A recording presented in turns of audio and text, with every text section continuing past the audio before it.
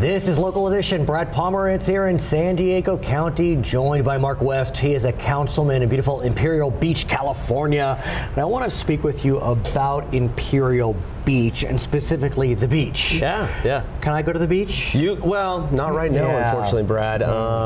These rains throughout San Diego County that we've been having have been great for our water, but unfortunately, most surfers know that you can't get in the water. But Imperial Beach even gets worse. Now, Why? It's terrible, Brad. We have what's called the Tijuana River, and it actually discharges into Imperial Beach, and it goes through our Tijuana estuary into our beach. Well, explain that. Yep. Because it feels as if Imperial Beach is north of Tijuana. I had thought that water tends to flow south. Yeah, well, unfortunately, all of the tributaries for the Tijuana River are in Mexico. In fact, 95%. Okay.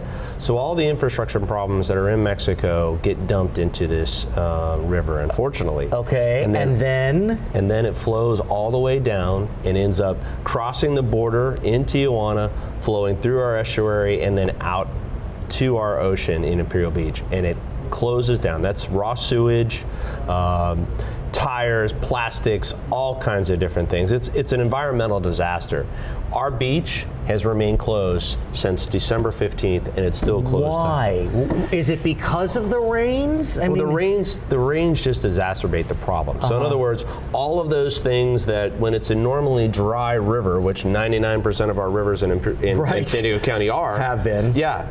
When the rains come, it just takes everything and just acts as a cleaning device, and it picks it up, moves it down, and then it uses the entire estuary, funnels out, and discharges in Imperial Beach. I'll send you some amazing pictures of it. So what can be done? I mean, we'll talk about the new administration in a second. Yes. But are there agreements between Tijuana and Imperial Beach, or California and Baja California, or the United States and Mexico? So in the International Boundary Water Commission, which is a federal agency, there's a minute called Minute 320, and it addresses a lot of the pollution, trash, and sediment that gets washed down from Mexico into the United States.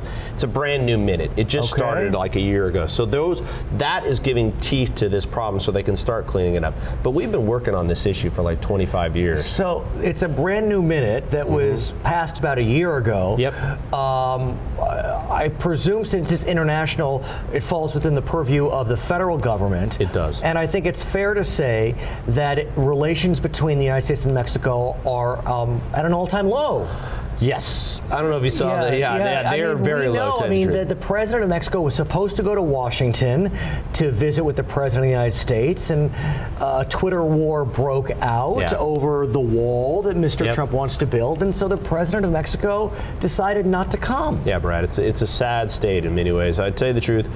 That's why I took it upon myself. Now, some of the people that are in Imperial Beach, like our mayor, Mayor Jadina, we've been working together. I was the chair of Surfrider. He was the executive director of Wild Coast. We have been working for many years to try to improve this, and it's gotten better, believe it or not. I know it doesn't sound like it, but it has gotten better. And on last week, we actually met with some representatives from Senator Dianne Feinstein's office in Imperial Beach to discuss those issues. And there are lots of things we're doing. We've created a database to try to track when illegal sewage is being discharged. But here's the challenge. I mean, look, California has suggested it's going to go out on its own. You know, kind of be the Texas of the Obama years. Yep. And that's fine. And California can decide what it wants to do vis-a-vis the federal government. But even though you are a representative of a city, you're dealing with an international issue. And international issues fall within the purview of the federal government. So Dianne Feinstein may be the senator from California, but she has a federal administration above her.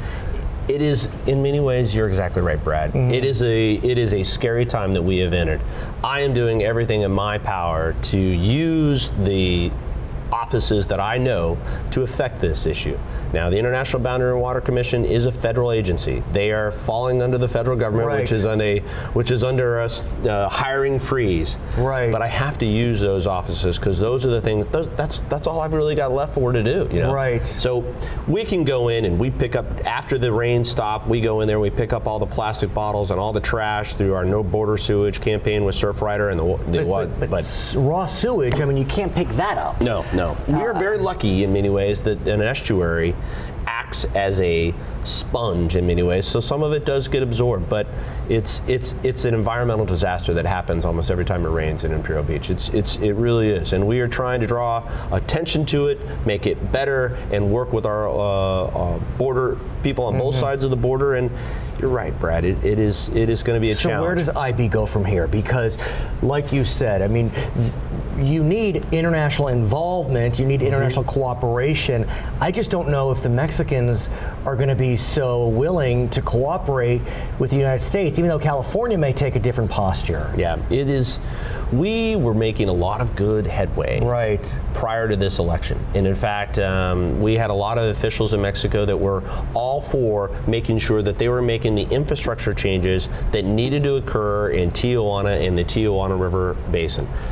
But right now, it's kind of up in the air. You mentioned infrastructure, and I know you were talking about Mexican infrastructure, but the new president has indicated that he wants to spend billions of dollars on infrastructure in the United States. Is there anything that IB can do infrastructure-wise, at least propose, to deal with this Tijuana River issue on our side of the border? Sure. It would take a massive amount of money? Well, not just money, but I'm saying in a massive treatment facility to clean the amount of water is.